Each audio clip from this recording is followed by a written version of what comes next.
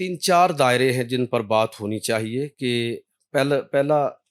दायरा तो ये है कि खुद ये समझना बड़ा ज़रूरी है कि सकाफ़त और कल्चर है क्या। फिर ये बात कि सूफिया के अफ़कार और नज़रियात का जो बरसगीर और पाकिस्तान की सकाफ़त पर जो इम्पैक्ट है, उसके लिए ये ज़रूरी है कि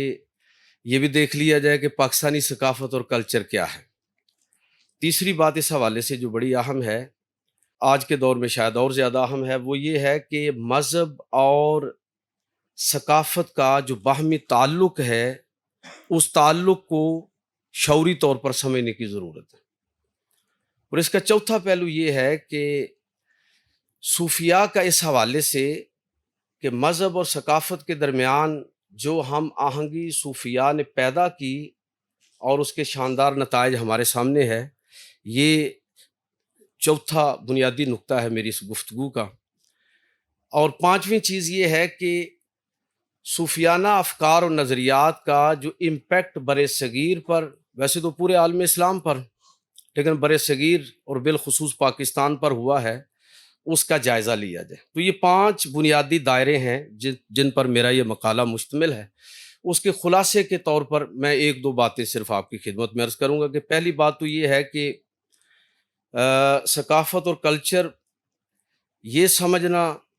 बड़ा ज़रूरी है कि उसका बहुत गहरा ताल्लुक़ ज़बान के साथ है और मादरी ज़बान के साथ, माहौल के साथ है, ज़मीन के साथ है। इसलिए कि सकाफ़त जो है और कल्चर जो है, ये कवानीन की बुनियाद पर तश्कील पज़ीर नहीं होता, बल्कि सकाफ़त की बुनियाद पर और कल्चर की बुनियाद पर कवानीन की तश्कील होती है। और अगर कानून में इतनी तवीलुल मयाद सकाफ़ती ताकत होती, तो शायद अकबर का जो दीन इलाही है, वो आज तक का भी जो गालिब बयानिया है, वो वही होता। और अगर कवानीन और रियासती छतरी में इतनी ताकत होती, तो शायद मोताज़िला को अहले इल्म के मुकाबले में कामयाबी हासिल होती। तो मैं ये अर्ज़ करना चाहता हूँ कि एक तो इस चीज़ को हमें समझने की ज़रूरत है ताकि हम इस मौजू के तमाम पहलुओं को अच्छी तरह जान सकें। दूसरी चीज़ कि ये जानना भी बड़ा ज़रूरी है सूफिया के जो अफ़कार और नज़रियात, उनका इम्पैक्ट समझने के लिए कि ख़ुद पाकिस्तानी कल्चर जो है, उसके अनासर तरकीबी क्या है। कि इस्लाम, हिंद इस्लामी कल्चर की जो रवायत का तसलसल है, उसको भी साथ शामिल करें। हमारा जो कौमी और इलाकाई कल्चर है, उसके दरमियान जो तवाज़ुन है, उसको भी समझने के साथ हम पाकिस्तानी कल्चर को, और इसके साथ एक चौथी चीज़ भी आप शामिल कर सकते हैं कि दौर जदीद के अंदर हमारे पहले जो मकाला नगार थे, उन्होंने इस तरफ ख़ास तौर पर तवज्जो दिलाई कि मगरबी तहज़ीब और तहज़ीब मगरब का जो मुताला है, उसका जो इम्पैक्ट ख़ुद हमारे समाज पर है, हमारी तहज़ीब और कल्चर पर है, हमारी सकाफ़त पर है, तो उसका भी मुताला और जायज़ा लेने की ज़रूरत है। लेकिन उसके लिए ज़रूरी ये है कि ये भी देख लिया जाए कि जिस तहज़ीब के अंदर तहज़ीब नफ्स का कोई मुतय्यन उसूल ना हो, बकौल इकबाल के जो खुतबात हैं इकबाल के, क्या उसको तहज़ीब या कल्चर कह भी सकते हैं कि नहीं। तो मैं ये अर्ज़ करना चाहूँगा कि बरसगीर और पाकिस्तान का जो सकाफ़ती मंज़रनामा है, इसमें हमें ये चीज़ देखनी ज़रूरी है जब हम इस्लाम को और सूफिया की तालीमात को पढ़ें और देखें कि यहाँ पर जितने भी मज़ाहिब हैं, यानी हिंदू मज़हब है, जैन मत है, बुद्ध मत है और बाद के दौर में सिख मत, तो ये ज़्यादातर आप देखेंगे कि सकाफ़ती नौइयत के मज़ाहिब हैं, अर्ज़ी मज़ाहिब हैं। ये सकाफ़ती मज़हब है, धरती से इन्होंने जन्म लिया है और इसी ज़मीन और इसी सरज़मीन के साथ इनका गहरा ताल्लुक़ है सकाफ़ती हवाले से। अब ये सारी बहस आप ज़हन में रखते हुए अब उस नुक्ते की तरफ आइए कि मैं अपने मौजू की जो बुनियादी और अहम नुक्ता है उसको ज़िक्र करने से पहले कि ये समझना बड़ा ज़रूरी है कि मज़हब اور ثقافت اور کلچر کے درمیان باہمی تعلق کیا ہے، تاکہ آپ کو صوفیاء کی جو تعلیمات ہیں ان کی تعلیمات کا جو سماجی اور ثقافتی پہلو ہے وہ آپ کے سامنے نمایاں اور واضح ہو سکے۔ تو میں اس حوالے سے عرض کرنا چاہوں گا کہ عمومی طور پر کلچر کے حوالے سے دو طرح کی آراء پائی جاتی ہیں اہل علم کے درمیان کہ کیا مذہب کلچر کے تابع ہے، اور دوسری بات یہ ہے کہ اگر مذہب کلچر کے تابع نہیں ہے تو اس کی حدود کیا ہے اور ان حدود کا تعین کون کرے گا۔ اس حوالے سے اگر ہم پیغمبر صلی اللہ علیہ وسلم کی تعلیمات کو دیکھیں تو آپ وہاں سے یہ جو حدیث ہے، میں سمجھتا ہوں کہ یہ بات سمجھانے میں ہماری بڑی مدد کرتی ہے۔ حضور نے فرمایا کہ خیر القرون قرنی ثم الذین یلونہم ثم الذین یلونہم، میرا زمانہ بہترین ہے اور اس کے بعد کا زمانہ اور اس کے بعد کا زمانہ۔ آپ ان ادوار کا مطالعہ کریں تو آپ کو یہ اندازہ ہوگا کہ خیر القرون کہ پیغمبر صلی اللہ علیہ وسلم دعوت اور تبلیغ کا عالم بلند کیے ہوئے ہیں، جہاد بھی ہے، علم اور تحقیق بھی ساتھ ہے، اور تزکیہ نفس کی تحریک بھی برپا ہے۔ دوسرے دور میں ہم دیکھتے ہیں کہ جہاد غالب ہے، دعوت اور تبلیغ بھی چل رہی ہے، اور اس کے ساتھ ساتھ تزکیہ نفس بھی ہے اور علم اور تحقیق بھی ہے۔ تیسرے دور میں آپ دیکھتے ہیں کہ جو ہمارے فقہاء خاص طور پر اور محدثین کا دور ہے، جس میں علم اور تحقیق کا غلبہ ہے لیکن باقی چیزیں بھی پیرالل چل رہی ہیں۔ اور چوتھے دور میں آپ دیکھتے ہیں کہ صوفیاء اور تزکیہ نفس پوری دنیا کے اندر اس کا ایک آپ کو غلبہ نظر آتا ہے۔ تو اس کا مطلب یہ ہوا کہ اسلام کا سنہری دور وہ ہوگا جس میں یہ چاروں چیزیں بیک وقت سوسائٹی کا حصہ ہوں گی۔ اگر ان میں سے ایک چیز آپ نکال دیں گے، جہاد کو، اگر آپ اس میں علم جستجو اور تحقیق کو نکال دیں گے، اگر اس میں سے آپ دعوت اور تبلیغ کو حذف کر دیں گے، اگر آپ تزکیہ نفس اور صوفیاء کی جو پوری تحریک ہے اس کا انکار کر دیں گے، تو اس کا مطلب یہ ہوگا کہ ایک طرح کا سوسائٹی کے اندر خلا پیدا ہو رہا ہے۔ تو میں عرض یہ کرنا چاہتا ہوں کہ یہ جو اسلام کا دور عروج ہے، خیر القرون ہے، اس کا مطالعہ ہمیں بتاتا ہے کہ پیغمبر صلی اللہ علیہ وسلم کی جو زندگی ہے اور اس کے بعد کا جو دور، اس میں میرے موضوع کے مطابق جو بنیادی نقطہ ہے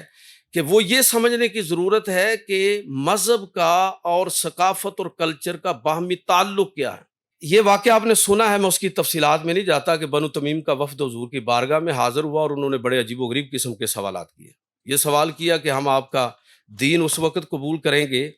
جب آپ کا شاعر ہمارے شاعر کا مقابلہ کرے اور آپ کا خطیب ہمارے خطیب کا۔ تو یہ مطالبہ ہی بڑا اجنبی سا ہے۔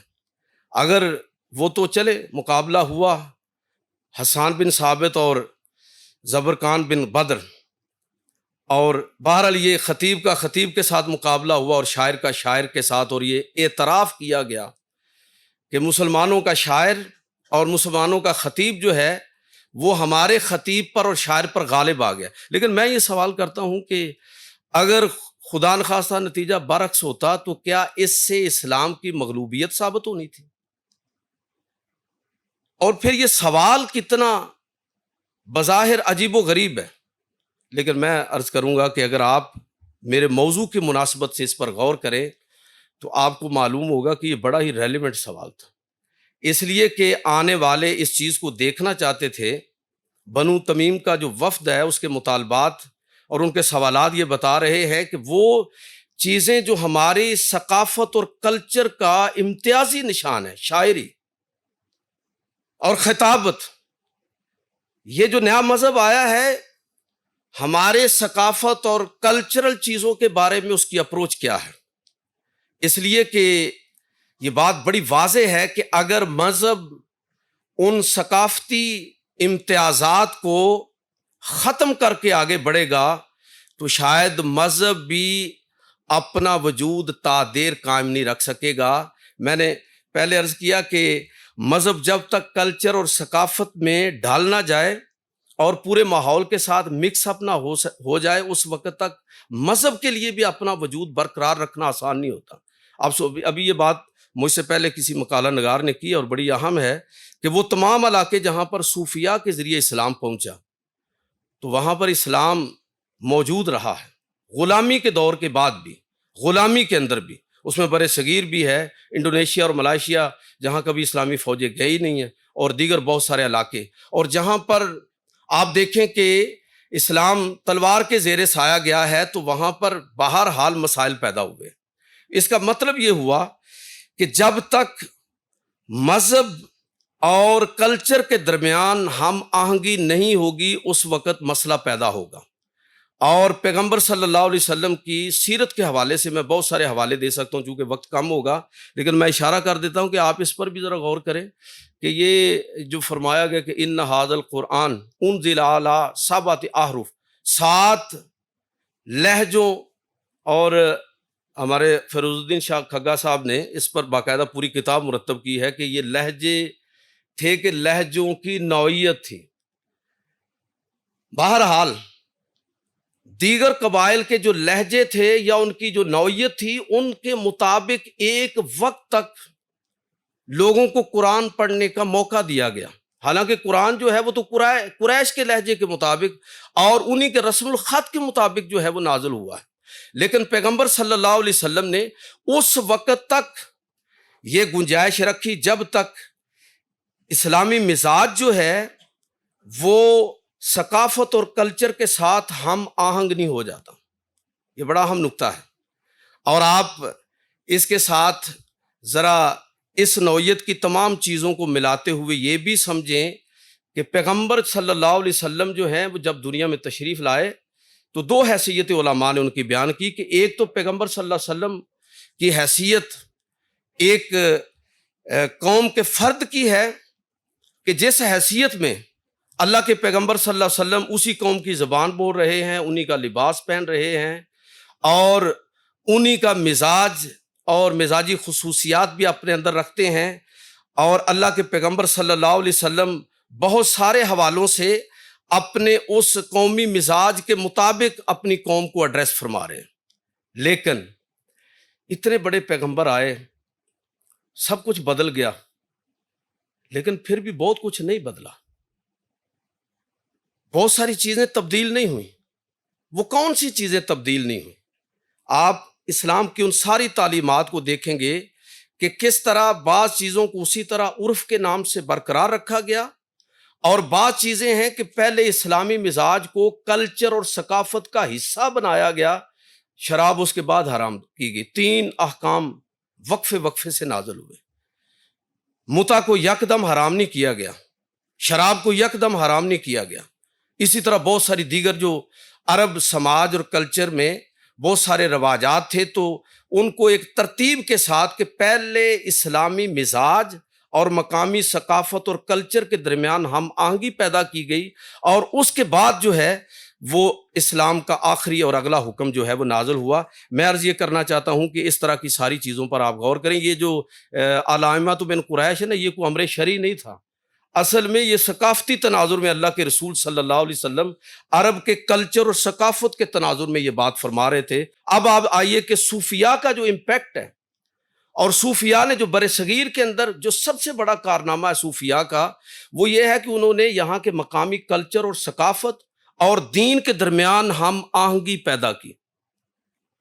وہ ہم آہنگی کس طرح کی ہے؟ میں اگر یہ بات عرض کروں تو اس کو آپ اگر مثبت معنی میں لے کہ صوفی بنیادی طور پر سیکولر ہوتا ہے، اس کی نظر میں اس کی اپروچ جو ہے وہ گلوبل ہوتی ہے، وہ رب العالمین کی بات کرتا ہے، رحمت للعالمین کے کانسیپٹ کو لوگوں کے سامنے پیش کرتا ہے، قرآن کو وہ ذکر للعالمین کہتا ہے، اور وہ جب اس کی اپروچ اور سوچ گلوبل ہے تو وہ اسلام کو انسانیت کے دین کی صورت میں پیش کرے گا، اور جو مقامی ثقافت اور کلچر ہے اس کو ختم کرنے کی نہیں بلکہ اسلام کی اس کے ساتھ ہم آہنگی کی بات کرے گا۔ آپ بر صغیر میں صوفیاء کے افکار پر نظر ڈالیں تو آپ کو یہ اندازہ ہوگا کہ انہوں نے یہاں کی جو مقامی ثقافت اور کلچر ہے اس کا کنٹینٹ نہیں بدلا، مٹیریل بدل دیا سارا۔ آپ دیکھیں کہ پرشاد کی جگہ پر تبرک آ گیا ہے جو صرف اللہ کے نام سے ہے، شرک نہیں ہے اس میں۔ بھجن کی جگہ پر قوالی آ گئی ہے، محفل سما آ گئی ہے جس میں توحید کا نغمہ ہے۔ یاترا کی جگہ پر عرس آ گیا ہے جس میں کوئی شرک نہیں اور صرف تربیت ہے، تربیت نفس ہے۔ براہمن جو یہاں کا ایک خاص کریکٹر ہے مذہبی، اس کو بھی ذرا آپ میں سادات کی جو مذہبی اور دینی اہمیت ہے اس کا میں اعتراف کرنے کے ساتھ یہ بات کہہ رہا ہوں کہ یہاں پر بر صغیر کے اندر بالخصوص سادات کا جو منصب ہے اس کی مذہبی اہمیت اپنی جگہ پر، لیکن میں عرض کرنا چاہوں گا کہ آپ اس کی ثقافتی اہمیت پر ذرا نظر ڈالیں کہ سادات نے براہمن کی طرح کبھی دعویٰ نہیں کیا کہ اس کو وہ حقوق ملنے چاہیے، لیکن اس حیثیت کا فائدہ کس طرح اٹھایا ہے دعوت اور تبلیغ کے اندر، آپ اس پر ذرا غور کریں کہ کس طرح صوفیاء نے پورا پیٹرن تبدیل کر دیا۔ آشرم کی جگہ پر خانقاہ آ گئی ہے، یہ کوئی بت خانہ نہیں ہے، یہ کوئی شرک کا مرکز نہیں ہے، بلکہ خانقاہ جو ہے وہ تربیت نفس کا ایک مرکز اور محور ہے۔ اس تناظر میں آپ صوفیاء کی ساری تعلیمات کو دیکھیں، اور میں یہ نقطہ عرض کرنا چاہوں گا کہ عجیب و غریب چیز ہے، اگر آپ تمام سلاسل کا مطالعہ کریں تو آپ کو لگے گا کہ چشتی، سہروردی، قادری صوفیاء ہندوستان میں پہلے داخل ہوئے، اور انہوں نے یہاں کی مقامی ثقافت، افکار اور نظریات کے ساتھ جس طرح مناسبت اسلام کی وحدت الوجود کی ابھی بات ہوئی، تو وحدت الوجود کا ہندو دھرم کے اندر ایک اپنا کنسیپٹ ہے، لیکن صوفیاء نے اس کو کس طرح نکھارا ہے یہ آپ اس کو تفصیل کے ساتھ پڑھیں، اور مقالہ نگار اس پر کئی مقالے، کئی سیشن اس میں ہو بھی رہے ہیں۔ تو میں عرض کرنا چاہوں گا کہ آپ اس کو دیکھیں، اس تناظر میں دیکھیں کہ کس طرح چشتی، سہروردی اور قادری صوفیاء نے سماجی ہم آہنگی اور کلچرل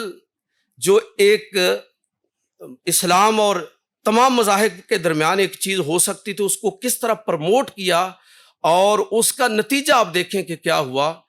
کہ آپ سیاست میں اس کے نتائج دیکھیں۔ قائد اعظم رحمۃ اللہ تعالی علیہ کس طرح کانگریس کا بھی حصہ ہے اور مسلم لیگ کا بھی 1913 سے 1920 تک، اور جب ادھم سنگھ نے قتل کیا جنرل ڈائر کا جو پروٹیکٹر تھا، تو اس کو جب قتل کیا تو اس سے جب پوچھا گیا عدالتی کارروائی کے درمیان کہ تمہارا نام کیا ہے، تو اس نے کہا کہ میرا نام ہے رام محمد سنگھ آزاد۔ یہ امپیکٹ کیسے پیدا ہوا یہاں کے تمام طبقات کے اندر، چاہے وہ ہندو ہوں چاہے وہ مسلمان ہوں، کہ باہمی ایک رواداری کا جو ماحول ہے یہ کیسے پیدا ہوا؟ یہ صوفیاء کی وہ فکر ہے جو بر صغیر کے اندر ہمیں ہر طبقے کے اندر کار فرما نظر آتی ہے، اور 764 برس تک 20 اور 25% لگ بھگ تعداد نے کیسے بر صغیر پر حکمرانی کی ہے۔ اگر یہ صوفیانہ فکر ہمارے سماج کا، خاص طور پر مسلمانوں کا، وہ ان کے اندر وہ چیز نہ ہوتی، اور آج کے ماحول کے جو فقہی اسلام اور صوفی اسلام میں اگر آپ فرق تلاش کریں گے تو یہی فرق آپ کو نظر آئے گا۔ بہت شکریہ، بہت سارے اس کے پہلو ہیں، انشاءاللہ میں اس پر تفصیلی مقالہ آپ کی خدمت میں پیش کروں گا۔ بہت زیادہ شکریہ۔